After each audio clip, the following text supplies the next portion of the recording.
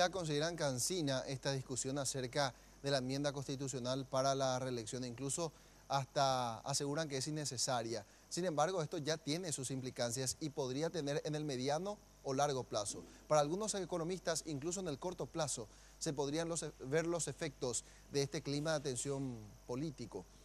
¿Cuál es el problema? Dicen ellos, que podría reducir la cantidad de inversión extranjera a nuestro país, con lo cual el mercado paraguayo estaría resintiendo una caída en las inversiones de 150 millones de dólares.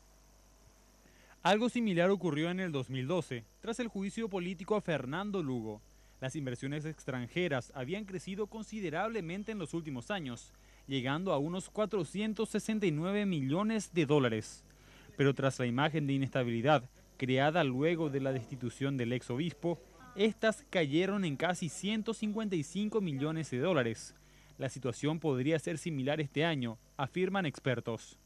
Y el año que viene, Paraguay tiene previsto recurrir nuevamente a los mercados internacionales para financiarse vía bonos, para continuar con su programa de obra pública. Yo estimo que esto aumenta esta crispación, esta, digamos, situación política, aumenta la percepción de riesgo país de Paraguay, y yo estimo que se va a traducir en una tasa más alta.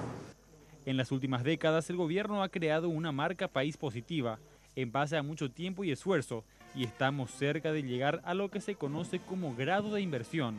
Pero lo que tardó años en desarrollarse podría desaparecer en un día, si es que la situación continúa agravándose. Nada más por citar algunos ejemplos de países de la región que ya tienen ese grado de inversión, como Chile o Perú. En esos países las instituciones ya tienen una fortaleza mayor, funcionan.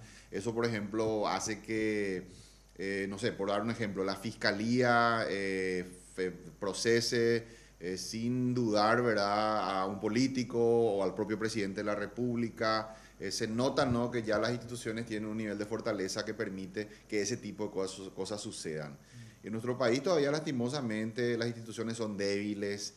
El sistema institucional en general está muy expuesto a situaciones forzadas o directamente al manejo, ¿verdad?, de parte de políticos, tanto el ejecutivo, el legislativo. Y creo que es un tema que debemos ir superando.